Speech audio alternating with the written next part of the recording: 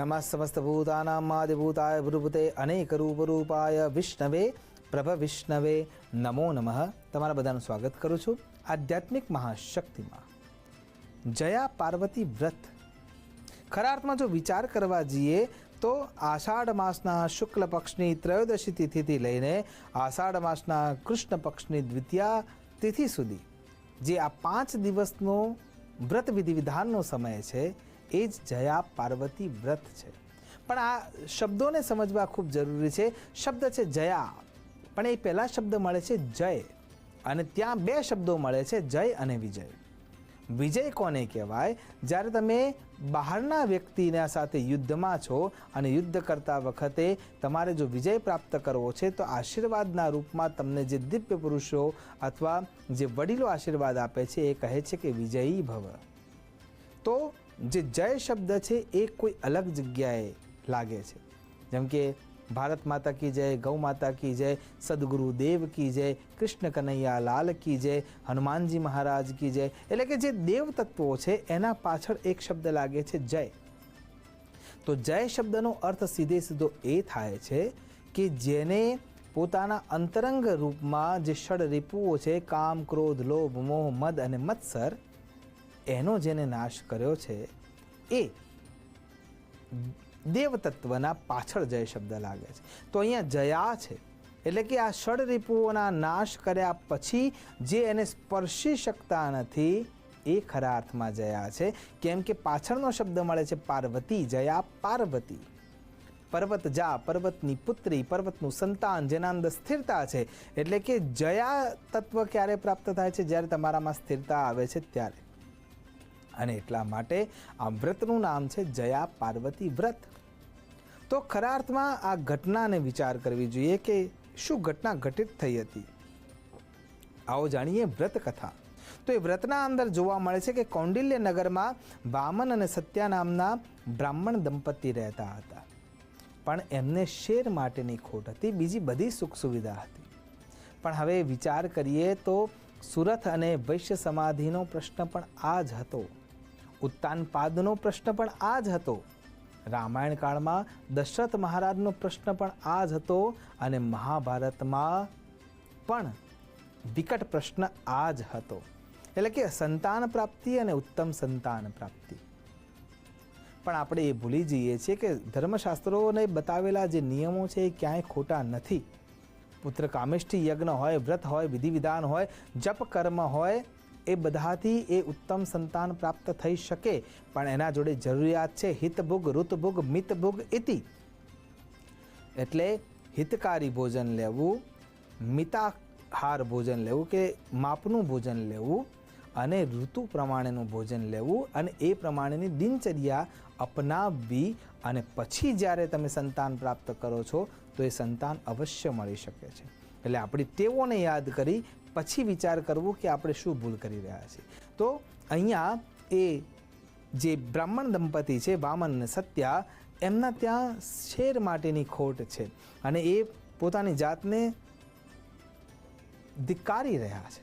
અને એ વખતે જ્યારે એ પોતાના જાતને સંન્યસ્ત અવસ્થા માટે વિચારે છે એ વખતે નારદજી એમને રસ્તામાં મળે છે. નારદજીને પ્રાર્થના કરવામાં આવે છે. નારદજી એમ કહે છે કે અહીંથી દક્ષિણ દિશા તરફ એક શિવાલય છે જે અપૂજ પડ્યું છે. ત્યાં કોઈ પૂજા કરવા માટે જતું નથી, કેમ કે જંગલમાં છે, બિહડ અવસ્થામાં છે. અને બિહડ જગ્યામાં હોવાના કારણે થઈને, અવસ્થામાં એવી હોવાના કારણે થઈને કોઈ એની પૂજા અર્ચના કરતું નથી. તમારે ત્યાં રહેવાનું છે અને ત્યાં તપશ્ચર્યા કરવાની છે, અને એના પરિપાકે તમને સંતાન મળશે. બ્રાહ્મણ દંપતી ત્યાં જાય છે, સાફ સફાઈ કરે છે. જંગલના અંદર શિવાલય મળે છે. શિવાલયની સાફ સફાઈ કર્યા પછી ત્યાં પૂજન અર્ચન આરાધન કરવામાં આવે છે. પહેલું વર્ષ પૂરું થઈ જાય છે, બીજું વર્ષ પૂરું થઈ જાય છે, ત્રીજું વર્ષ પૂરું થઈ જાય છે, 4 વર્ષ પૂરા થઈ ગયા છે, 5મા વર્ષમાં પ્રવેશ કરી રહ્યા છે. અને એ સમયે જ્યારે બ્રાહ્મણ દેવતા કોઈ કારણસર ભગવાન સાંબ સદાશિવને ચડાવવા માટે પુષ્પ લેવા જાય છે, અને એ વખતે પુષ્પોના પાછળ જે ડાળીઓમાં છુપાયેલો જે સર્પ હતો એ બ્રાહ્મણ દેવતા ઉપર ડંખ મારી દે છે, અને ત્યાં વામન જેનું નામ છે એ નીચે ધરાશાયી થઈને પડી ગયા છે.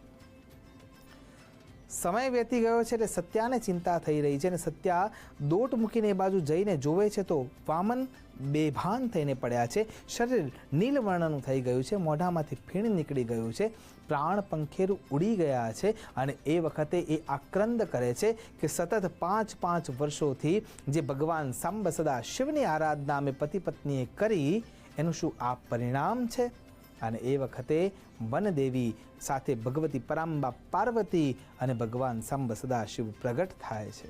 પ્રગટ થયા પછી એને પુનઃ સજીવન કરવામાં આવે છે અને સજીવન કર્યા પછી વચન આપવામાં આવે છે કે તમારા ત્યાં સુયોગ્ય સંતાન પ્રાપ્ત થશે અને એ જ પ્રમાણે એમને ભગવાન સંતાન આપનાર બની રહે છે. કથા અહીંયા પૂર્ણ થઈ જાય છે, પણ કથાના સાથે કેટલાક નિયમો જરૂરી છે. બેન દીકરીઓ સુયોગ્ય પતિની પ્રાપ્તિ માટે પણ આ વ્રત કરતા હોય છે અને જે પરિણિત સ્ત્રીઓ છે પોતાના પતિના આયુષ્યની અભિવૃદ્ધિ થાય એ માટે પણ આ વ્રત કરતા હોય છે. તો વ્રત કરવા માટેની વ્યવસ્થામાં કેટલાક નિયમો છે. એમાંથી સૌથી પહેલો નિયમ જે છે એ અલુણા રહેવાનું છે. 5 દિવસ સુધી મીઠાનો આહારમાં ઉપયોગ કરવાનો નથી. કોઈ પણ લોટ જે અનાજમાંથી બન્યો છે એનો પણ ઉપયોગ કરવાનો રહેતો નથી. હા, શરીર અશક્ત હોય તો ફળ ફળાદી લઈ શકાય છે, ડ્રાયફ્રૂટ લઈ શકાય છે, પણ અન્ય કોઈ પદાર્થ લેવો ન જોઈએ અને શક્ય હોય ત્યાં સુધી અલુણા રહીને એ વ્રત વિધિવિધાન કરવાનું હોય છે.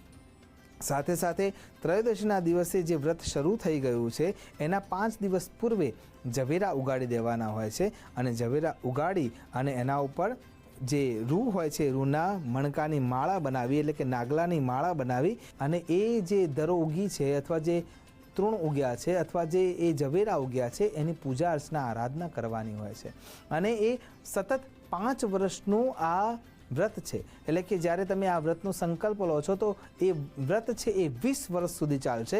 પહેલાં જે 5 વર્ષ છે એ 5 વર્ષમાં તમારે આ નિયમ સાથે તેરસથી લઈને જ્યારે તમે દ્વિતીયા સુધીનું આ વ્રત કરશો તો એમાં ગોળ અને મીઠા વિનાના 5 દિવસનું અર્ચન કરવાનું છે. એમાં 5 વર્ષ ફક્ત જુવાર ખાઈને, 5 વર્ષ ઘઉં ખાઈને, 5 વર્ષ કેવળ ફળ ફળાદી ખાઈને, 5 વર્ષ કેવળ ચોખા ખાઈને અને 5 વર્ષ મગ ખાઈને. એટલે જ્યારે જ્યારે તમે 5 દિવસનું અનુષ્ઠાન લો છો અને એ 5 વર્ષ સુધી એ કરો છો ત્યારે કેવળ આ દ્રવ્યોનો જ આ 5 દિવસ પૂરતો ઉપયોગ કરવાનો છે અને એ પ્રમાણે 20 વર્ષનું આ વ્રત વિધિવિધાન હોય છે જેને આપણે જયા પાર્વતી વ્રત કહીએ છીએ. તો આ વ્રતના પરિપાકે મળે છે શું?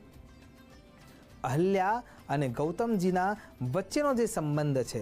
કેમ અહલ્યાજીએ શૈલ્યામાંથી અહલ્યા બન્યા પછી પણ ગૌતમજીને યાદ કર્યા? કેમ કે એ પતિ બ્રહ્મ રૂપે એમને જોવા મળે છે અને એ પ્રાપ્ત કરવાની જે શક્તિ છે એ શક્તિ આ વ્રત તરફથી મળે છે.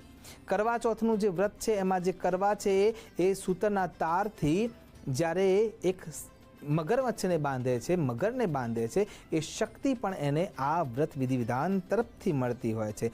સાવિત્રી અને સત્યવાનની ઘટનામાં પણ એ જ છે કે યમરાજના પાસેથી વરદાનના રૂપમાં પોતાના પતિના પ્રાણોને પાછા લઈ આવે છે. તો આ જે શક્તિ છે ઇવન અત્રિ અને અનસુયા દેવીના ઉદાહરણને જો યાદ કરીએ તો એમાં જે અનસુયા દેવીની જે પાતિવ્રત શક્તિ છે એ પણ આવા વિધિવિધાન અને વ્રતના આધારે મળે છે. એટલા માટે આ જયા પાર્વતીનું વ્રત ખરા અર્થમાં ઉત્તમ વ્રત માનવામાં આવે છે. આશા કરું છું ધર્મશાસ્ત્રોએ બતાવેલા વ્રત વિધિવિધાનમાં આપણે સંપૂર્ણ વિશ્વાસ કરીએ અને ખરા અર્થમાં સુયોગ્ય રીતે એને પાલિત કરી જીવનને મંગલમયતા તરફ લઈ જઈએ એ જ અભ્યર્થના સાથે નમસ્કાર. અસ્તુ સદા શિવોહમ. નમો નમઃ.